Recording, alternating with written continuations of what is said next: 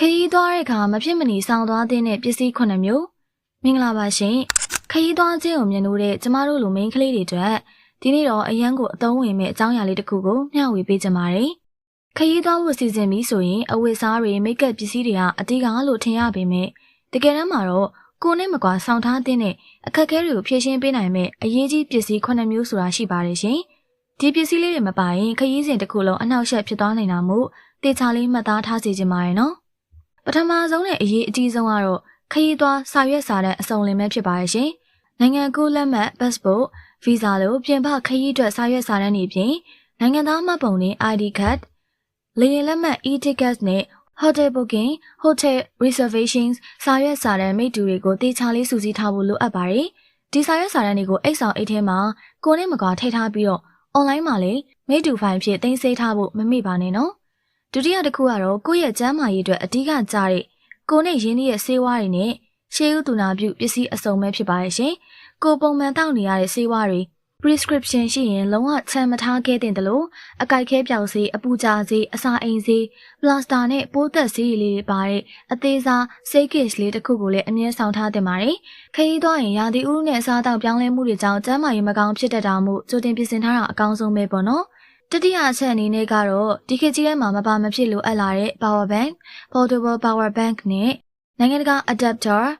universal adapter ပဲဖြစ်ပါတယ်။ဖုန်းကင်မရာနဲ့တခြားလျှက်စစ်ပစ္စည်းတွေအတွက်လန်ခီမှာဘက်ထရီကုန်သွားရင်ဆက်သွယ်ရေးခက်ခဲမဖြစ်ရအောင်အားပြည့်နေတဲ့ power bank ကိုစောင့်ထားရပါမယ်။နိုင်ငံတကာကိုသွားတဲ့အခါနိုင်ငံတစ်ခုနဲ့တစ်ခုလျှက်စစ် plug ပေါက်ပုံစံမတူတာမို့တကမ္ဘာလုံးသုံးလို့ရတဲ့ universal adapter လေးတစ်ခုကတကယ်ကိုအသက်ကယ်ပါပဲရှင်။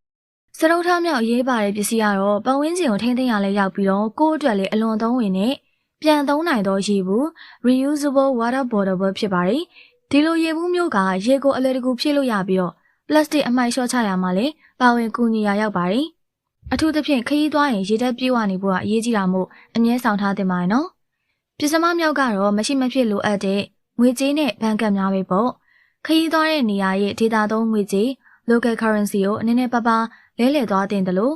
Visa, Mastercard လိုနိုင်ငံတကာသုံးဘဏ်ကတ်တွေကိုလည်းတိကျခွဲထားတဲ့ပတ်စံအိတ် Travel Wallet ထဲမှာလုံခြုံစွာထည့်ထားဖို့လိုပါတယ်ရှင်။စက်ထမအချက်အနေနဲ့အကြံပေးချင်တာကတော့ကိုယ်ပိုင်တန်ရှင်းရေးပစ္စည်းငယ်လေးတွေနဲ့လက်သန့်စင်ဆေးရည်လိုပဲဖြစ်ပါတယ်။တခါတရံဟိုတယ်ဒါမှမဟုတ်ခရီးသွားတဲ့နေရာတွေရဲ့တန်ရှင်းရေးပစ္စည်းတွေကကိုယ်နဲ့အဆင်မပြေတာမျိုးရှိနိုင်ပါတယ်။ဒါကြောင့်ကိုယ်နဲ့အဆင်ပြေတဲ့ခေါင်းလျှော်ရည်ရေချိုးဆက်ပြောင်းနက်နက်သစ်ဆေးလိုအသေးစားပစ္စည်းလေးတွေအပြင်အများဆုံးနေရာတွေမှာအသုံးပြုဖို့လက်သန့်စင်ဆေးရည် hand sanitizer ကိုပါစောင့်ထားရင်စိတ်အေးရပါတယ်ရှင်။နောက်ဆုံးသတ္တမအချက်အနေနဲ့မဖြစ်မနေထည့်သွားသင့်တာကတော့တထောင်တရှိတဲ့ခြေအိတ်မျက်နှာဖုံး IMAX နဲ့နှက်ချက် earplugs လိုပစ္စည်းလေးတွေပဲဖြစ်ပါတယ်ရှင်။လေယာဉ်ပေါ်ဒါမှမဟုတ်ဘတ်စကားပေါ်မှာအိတ်ဆက်အနားယူတဲ့အခါအဝင်းကျင်စူညံတန်နေတဲ့အလင်းရောင်တွေကြောင့်စိတ်နှောက်ယှက်မဖြစ်စေဖို့ဒီပစ္စည်းလေးတွေကအရန်ကိုအထောက်အကူပြုပါတယ်။ကဲချစ်ရတဲ့ပရိသတ်ကြီးတို့ရေဒီအရေးကြီးတဲ့9မျိုးကိုတေချာပြင်ဆင်သွားမယ်ဆိုရင်ခရီးစဉ်တစ်လျှောက်လုံးဘလို့အခက်ခဲမျိုးနဲ့ပဲကြုံရပါစေစိတ်ချလက်ချပျော်ရွှင်စွာနဲ့ဖြတ်သန်းနိုင်မှာသိကြပါရဲ့နော်အားလုံးပဲပျော်ရွှင်စရာခရီးစဉ်လေးတွေကိုပိုင်ဆိုင်နိုင်ကြပါစေရှင်